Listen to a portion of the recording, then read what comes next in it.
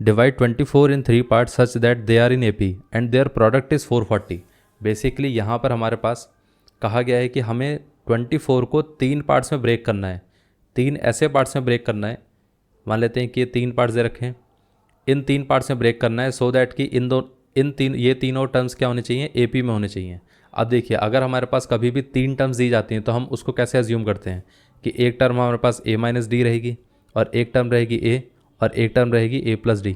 ये चीज़ हमने पहले ही डिस्कस किया हुआ है कि क्यों ऐसा रहता है। तो ये 3 टर्म्स हमने मान ली। अब उसने कहा है कि 24 को 3 पार्ट्स में ब्रेक करना है, तो मतलब ये है कि इन तीनों को मिलाकर 24 आएगा। मतलब हम ऐसा बोल सकते हैं ना कि यहाँ पर A - D + A + A + D, इन तीनों की वैल्यू कितनी आनी चाहिए, 24 आनी चाहिए। ये पार्ट क्लियर है। अब ऐसा मत सोच लेना कि डिवाइड का मतलब किसी नंबर को डिवाइड करना है, मतलब वो डिवाइड करने का मतलब ये है कि इसको 3 पार्ट्स में ब्रेक करना है। 24 को हमें 3 पार्ट्स में, ऐसे 3 पार्ट्स में ब्रेक करना है जो तीनों टर्म्स AP में होंगी। तो हमने वो 3 पार्ट्स क्या ले लिए, A - D ले लिया, A ले लिया और A + D ले लिया। इतना क्लियर है। अगर ये 3 पार्ट्स ये हैं तो इन तीनों का सम क्या रहेगा, सम रहेगा 24। ये पूरा पार्ट क्लियर हो गया। अब इसके साथ साथ उसने क्या कहा था कि इन तीनों नंबर्स का जो प्रोडक्ट है, मतलब A - D into A + D, ये कितना रहेगा, ये आ जाएगा 440। इतना क्लियर है। अब देखिए, यहाँ पर अगर हम इसको कैलकुलेट करने जाएं तो D से ये D कैंसिल आउट हो सकता है, क्योंकि एक माइनस का है एक प्लस का है। अब यहाँ पर A + A कितना रहेगा, वो आ जाएगा 3 टाइम्स ऑफ A। इसी वैल्यू कितना आ गया, 24। 24 को हम 3 से कैंसिल आउट कर सकते हैं, तो यहाँ पर कितना बचेगा, 8 बचेगा। तो A की वैल्यू कितनी आ गई, 8 आ गई। ये पार्ट क्लियर है। अब 8 को हम यहाँ पर रिप्लेस कर सकते हैं, तो ये कितना आ जाएगा, ये आ जाएगा हमारे पास 8 - D into 8 and then 8 + D = 440। अब अगर हम इसको 4 से कैंसिल आउट करेंगे तो यहाँ पर ये कितना आ जाएगा, ये आ जाएगा 110 और ये आ जाएगा 2। 110 को भी हम क्या कर सकते हैं, 2 से कैंसिल आउट कर सकते हैं, तो यहाँ पर ये कितना आ जाएगा, 55। तो यहाँ पर हमारे पास 8 - D इंटू 8 + D = कितना आ गया, 55 आ गया। अब अगर हम इसको मल्टीप्लाई करके देखें तो हम इसी तरीके से मल्टीप्लाई कर सकते हैं। A - B into A + B का फॉर्मूला क्या होता है, A² - B²। तो ऐसे यहाँ पर ये आ जाएगा A² - B² = कितना आ जाएगा, 55। अब देखिए 8² कितना रहता है, वो आ जाएगा 64। अब 55 को हम इधर ले जाते हैं तो ये आ जाएगा माइनस का 55। D² को हम इधर ले जाते हैं तो ये आ जाएगा प्लस का D²। इतना क्लियर है।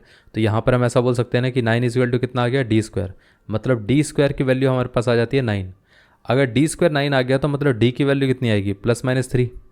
अब यहाँ पर हमारे पास D +3 भी हो सकता है, -3 भी हो सकता है। अब हम एक काम करते हैं, दोनों को सेपरेटली लिख लेते हैं। If D = +3, if D = -3। दोनों केसेस में हम नंबर्स को कैलकुलेट कर लेते हैं कितना आएगा। नंबर्स क्या थे हमारे पास, A - D, then A + D। अब A कितना है, A था 8, D कितना है 3। तो यहाँ पर ये आ जाएगा 8 - 3 एंड देन 8 एंड देन 8 + 3। इसी तरीके से अगर हम इसको देखें तो ये कितना आ जाएगा, ये आ जाएगा हमारे पास A - D, A and then A + D।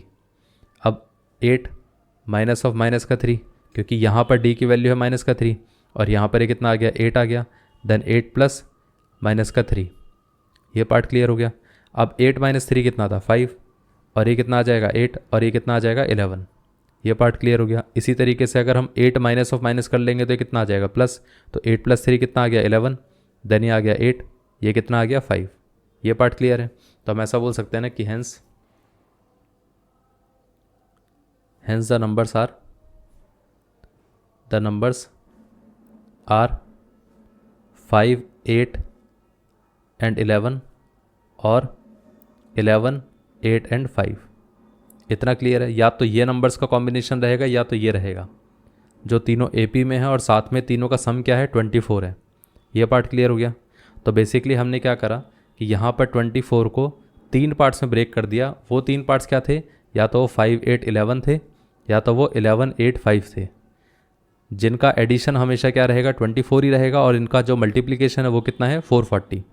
ये पार्ट क्लियर है। तो यही पूछा गया था हमसे, तो ये आंसर है।